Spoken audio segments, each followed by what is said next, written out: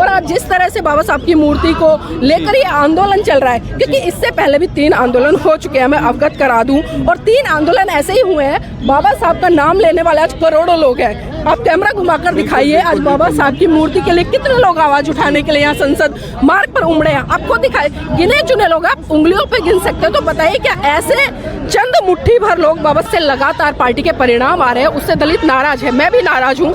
मैं चाहती हूँ कि समीक्षा हो, और समीक्षा बिल्कुल जमीनी स्तर से हो। एक एक जो है कि संगठनों का झंडा उठाकर, संगठनों का पटका पहनकर मैं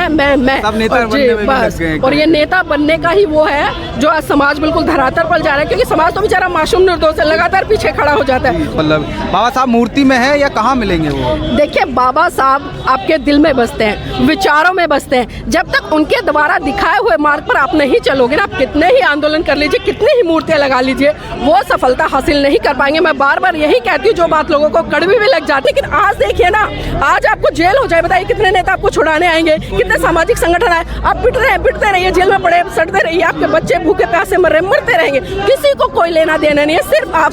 जय भीम, नमो बुद्धाय, बहुजन सेंचुरी देख रहे हैं आप। मैं विकास सिंह बौद्ध। इस वक्त हम लोग दिल्ली के संसद मार्ग पर मौजूद हैं। मेरे पीछे आप देख सकते हैं, यहाँ पर जो है बाबा साहब की प्रतिमा हटाने को लेकर के, जहाँ से हटाई गई है संसद में, वहाँ पे दोबारा पुनः स्थापित की जाए, उसको लेकर के एक विरोध प्रदर्शन हो रहा है। आज बाबा साहब का महापरिनिर्वाण दिवस है। मेरे साथ एडवोकेट नीलम बौद्ध जी हैं। तो सबसे पहले मैं जानना चाहूँगा आपसे यही कि आप क्यों इस आंदोलन में शामिल हुई हैं और क्या आपका मुद्दा है? देखिए, मेरा मुद्दा फिलहाल मैं बता दूं, कुछ नहीं है अभी, क्योंकि विडंबना ये है कि मैं तमाम संगठनों को देखती हूँ, तमाम संगठन कभी ना कभी किसी ना किसी मुद्दे को लेकर रोड पर उतरे रहते हैं। लेकिन आज जिस चीज़ की हमें बात करनी चाहिए, क्योंकि बाबा साहब ने जिस तरह से इस देश के लोगों के लिए त्याग समर्पण बलिदान किया, शायद आज मैं बिल्कुल बेधड़ल्ले से कह रही हूँ, मैं किसी भी व्यक्ति में मुझे वो त्याग समर्पण बलिदान की भावना दिखाई नहीं देती है। और उसी का कारण है कि आज जितने भी संगठन बन रहे, चाहे जितनी भी पार्टियां, वो बाबा साहब का नाम तो ले रही हैं, लेकिन जो बाबा साहब ने सिद्धांत दिए, विचार दिए, उस पर आज भी कोई चलने का काम नहीं करा। अगर मैं बात करूं सन 1956 में, जिस तरह से 6 दिसंबर 1956 को बाबा साहब का परिनिर्वाण हुआ, और जिस तरह से लाखों की भीड़ थी, और उससे पहले हमने देखा कि बाबा साहब ने जिस तरह से कि एबला की धरती से 1935 में घोषणा की कि मैं हिंदू धर्म में पैदा हुआ, लेकिन मैं हिंदू धर्म में मरूंगा नहीं। मतलब एक साफ साफ स्टेटमेंट दे रहे हैं, लोगों को समझ जाना चाहिए। और ठीक 21 साल तक लगातार बाबा साहब, 21 साल का जो समय रहा, उसमें अध्ययन करते, तमाम धर्म ग्रंथों का अध्ययन करते,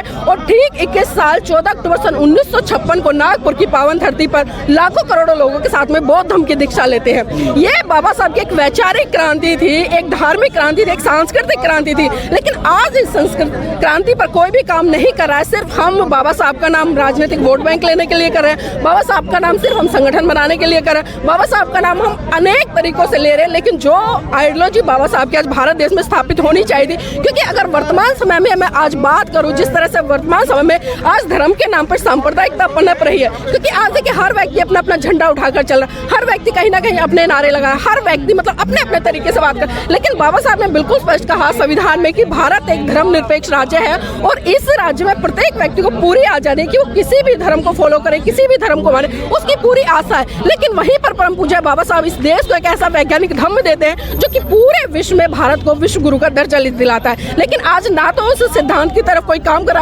अगर मैं आज वर्तमान समय में बात करूं तो कुछ संगठन जो धार्मिक रूप से काम करे, उसमें मैं कह सकती हूँ का अगर मैं उदाहरण के तौर पर बात करूं, जैसे आदरणीय एडवोकेट जय भीम प्रकाश जी, उन्होंने धम्पत संघ की स्थापना की। उनके पास एक प्री प्लानिंग है, वो बड़े अच्छे तरीके से काम करे, पहले लोगों को बुलाते हैं, प्रशिक्षु हैं, उनको फिर धम्म ट्रेनिंग देते हैं, उनको आचार्य बना। मतलब जब तक आप एक रोड मैप नहीं बनाएंगे, तब तक आप कभी भी सफल नहीं हो पाएंगे। और आज जिस तरह से बाबा साहब की मूर्ति को लेकर ये आंदोलन चल रहा है, क्योंकि इससे पहले भी 3 आंदोलन हो चुके हैं, मैं अवगत करा दूं, और 3 आंदोलन ऐसे ही हुए हैं। बाबा साहब का नाम लेने वाले आज करोड़ों लोग हैं। आप कैमरा घुमाकर दिखाइए, आज बाबा साहब की मूर्ति के लिए कितने लोग आवाज उठाने के लिए यहाँ संसद मार्ग पर उमड़े हैं। आपको दिखाए, गिने चुने लोग, आप उंगलियों पे गिन सकते हो। तो बताइए क्या ऐसे चंद मुट्ठी भर लोग बाबा साहब की मूर्ति स्थापित करने में सफल हो पाएंगे? क्योंकि सत्ताधारी आप लड़ किससे रहे? आप उन लोगों से लड़ रहे हैं जो सत्ता में बैठे हैं, जो पूंजीपति। मैम, बदलाव तो एक व्यक्ति ही लाता है, चाहे एक सोच ही लाती है। देखिए, बदलाव एक व्यक्ति लाता है, मैंने कहा ना, बदलाव लाने के लिए त्याग समर्पण बलिदान, ये जब तक 3 चीजें, किसी भी पास में त्याग बलिदान समर्पण था, देखो देखो उन्होंने क्रांति कर दी। साहब मान्यवर काशीराम के साथ में उनके पास में त्याग बलिदान समर्पण था, तो देखो उन्होंने एक राजनीतिक पार्टी देकर इस देश के दबे कुचले लोगों को संसद तक पहुंचाया, तो वो त्याग समर्पण बलिदान है। लेकिन आज देखिए ना, आज आपको जेल हो जाए, बताइए कितने नेता आपको छुड़ाने आएंगे, कितने सामाजिक संगठन आए, आप पिटते रहिए, जेल में पड़े सड़ते रहिए, आपके बच्चे भूखे प्यासे मरते रहेंगे, किसी को कोई लेना देना नहीं है। सिर्फ आपसे इतना मतलब है कि भाई ये व्यक्ति फलाना व्यक्ति आए, हमारी कवरेज करे, हमें हाईलाइट कर दे, लेकिन आपकी दुख पीड़ा आपके परिवार से उनको कोई भी लेना देना नहीं है। और जब तक ये सामाजिक सोच लोगों के अंदर नहीं होगी, तब तक मैं नहीं कहती आप कितने ही आंदोलन करिए, कितनी ही बड़ी बड़ी बातें करिए, इस तरह से आप आंदोलन सफल नहीं कर पाओगे। क्योंकि लगातार हमने देख रहा है कि आज़ादी के 77 साल बीत चुके हैं, आज तक बाबा साहब की मूर्तियां तमाम राजनीतिक संगठनों ने लगाई, तमाम सामाजिक संगठनों ने लगाई, तमाम जो IPS अधिकारी है, जज है, वकील है, उन लोगों ने भी अपने अपने माध्यम से बाबा साहब की मूर्तियां लगाई हैं। लेकिन हम देखते हैं आज रात के अंधेरे में ही नहीं बल्कि दिन के उजाले में बाबा साहब की मूर्तियां तोड़ी जा रही है। तो हम विचार पे तो काम नहीं कर रहे हैं और मूर्तियां लगा रहे हैं। एक तरह से बात कहूंगी कि मूर्ति पर माला और विचारों पर ताला। तो मतलब कि संसद में मूर्ति दोबारा पुनः स्थापित करने का जो ये प्रोग्राम किया जा रहा है, प्रोटेस्ट किया जा रहा है, प्रदर्शन, इसका कोई मतलब बनता है या फिर इससे कोई मतलब नहीं है? मतलब बाबा साहब मूर्ति में है या कहाँ मिलेंगे वो? देखिए, बाबा साहब आपके दिल में बसते हैं, विचारों में बसते हैं। जब तक उनके द्वारा दिखाए हुए मार्ग पर आप नहीं चलोगे ना, आप कितने ही आंदोलन कर लीजिए, कितनी ही मूर्तियां लगा लीजिए, वो सफलता हासिल नहीं कर पाएंगे। मैं बार बार यही कहती हूँ, जो बात लोगों को कड़वी भी लग जाती है, क्योंकि हम मूर्तियों पर तो माला लगा रहे हैं। आज भी आप देख रहे हैं संसद भवन पर तमाम लोग आएंगे, 26 अलीपुर रोड पर तमाम लोग जाएंगे, सिर्फ एक दिन चुनेंगे, बाबा साहब का परिनिर्वाण दिवस चुन लिया है, बाबा साहब की 14 अप्रैल उनकी जयंती सुन ली, इस दिन तक सीमित हो जाएंगे, बड़ी बड़ी कस्में खाएंगे। लेकिन क्या सही रूप में वो संकल्प ले रहे हैं कि बाबा साहब ने जिस सिद्धांत को, जिस विचारधारा को आगे बढ़ाने के लिए काम किया, हम उस विचारधारा को आगे बढ़ाने के लिए काम करें, या खुद भी हम करेंगे? आज देखिए ना, आज लोग दोहरी मानसिकता और दोहरे मापदंड से जी रहे हैं। घर में कुछ और चलता है, मंचों पर बड़े बड़े भाषण चलते हैं। तो इस तरह से मुझे नहीं लगता है ये बहुजन जो आंदोलन है वो सफल होगा। आपकी करनी कथनी में जब तक समानता नहीं आएगी, आप जो बातें कह रहे हैं उसमें जब तक व्यवहारिकता में उनके नहीं उतारोगे, तब तक भला होने नहीं आने पाला है। अच्छा, मैं एक लास्ट क्वेश्चन आपसे करना चाहूँगा, क्या बहन जी आपको लगता है कि अपनी पावर का जो अस्तित्व है वो खो चुकी हैं?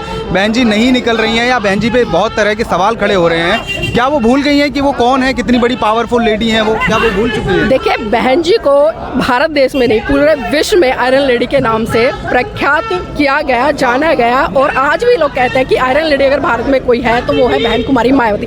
लेकिन विडंबना वही है कि हम सारी उम्मीदें बहन कुमारी मायावती से ही लगा। हम क्यों खुद कुछ नहीं करें? क्यों नहीं हम अपने घर की बहन बेटी को निकालते? क्यों नहीं हम अपने घर की बहन बेटियों को सशक्त करते? आज आप खुद भी देख लेना, इस आंदोलन में कितनी महिलाएं आई है, मंच पर देखिए कितनी महिलाएं हैं। हम दूसरों पर तो उंगली उठा सकते हैं, लेकिन 4 उंगलियां जो हमारी तरफ उठती है, हमें उस पर भी तो सोचना पड़ेगा। देखिए, राजनीतिक पार्टी है, गतिविधियां, नीतियां जो बनती है उसमें कमियां हो सकती हैं, लेकिन जो उनका त्याग समर्पण बलिदान रहा, हमें उसे भी भूलना नहीं चाहिए कि वो समय भी था जब घर की बहन बेटियां निकल नहीं पाती थी, और उस महिला ने घर की 4 दीवारी से बाहर निकल रूढ़िवादी परंपराओं को तोड़कर राजनीतिक गलियारों में पहुंचने का काम किया, और उत्तर प्रदेश की 4 बार वो मुख्यमंत्री बनी। तो सारा ही हम भार उन पर कहीं ना कहीं दलित इस वक्त नाराज है मैम बहन जी से। लाजमी है, क्योंकि जिस तरह से लगातार पार्टी के परिणाम आ रहे हैं उससे दलित नाराज है। मैं भी नाराज हूँ। मैं चाहती हूँ कि समीक्षा हो, और समीक्षा बिल्कुल जमीनी स्तर से हो। एक जो जमीनी कार्यकर्ता उसको बुलाकर समीक्षा हो, उसको बैठकर चर्चा हो, ताकि पता चले कमियां क्या है। क्योंकि कुछ गिन चुने जो पदाधिकारी है उनको लेकर चर्चा कर लेना, उनको लेकर जी, तो ये उचित नहीं है। क्योंकि हम देखें, हमारे पास में अभी जितने भी बड़े बड़े राजनीतिक संगठन, अगर मैं बात करूँ यहाँ पर भारतीय जनता पार्टी की, उनका जो एक तरह से उनको सपोर्ट करता RSS, उसकी तमाम शाखाएं बनी है, वो लोग लगातार सपोर्ट करते हैं। लेकिन इसी तरह से जो बहुजन समाज के तमाम संगठन बने हैं, वो कहीं ना कहीं कोई बीजेपी में, कोई कांग्रेस में है, कोई आम आदमी पार्टी में, कोई अपने अपने मतलब तरह से पार्टियों में सम्मिलित है। तो इस तरह से काम चलने वाला नहीं है। आइडियोलॉजी महत्वपूर्ण है, जब तक आइडियोलॉजी नहीं होगी तब तक आप किसी भी सपने को साकार नहीं कर पाओगे। अच्छा, एक कैसे हुआ जा सकता है मैम?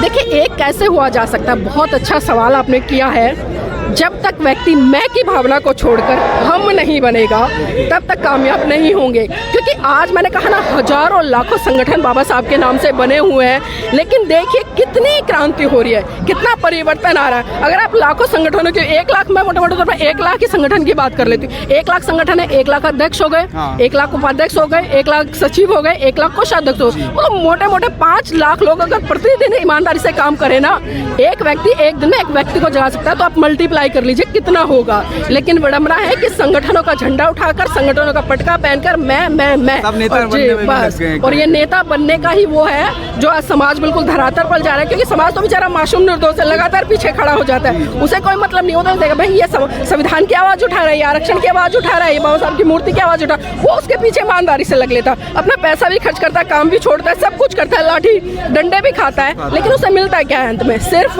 उसकी भावनाओं से खिलवाड़। जी चलता है। Thank you ma'am, thank you so much हमसे बात करने के लिए। अगर आपको यह वीडियो समझ और पसंद आई हो और तो कृपया इसको शेयर कीजिएगा और कमेंट करके हमें ज़रूर बताइएगा, और अगर आप लोग हमारे चैनल पर नए हैं तो प्लीज़ चैनल को सब्सक्राइब कर लीजिएगा। हम फिर मिलेंगे बहुजन सेंचुरी पर।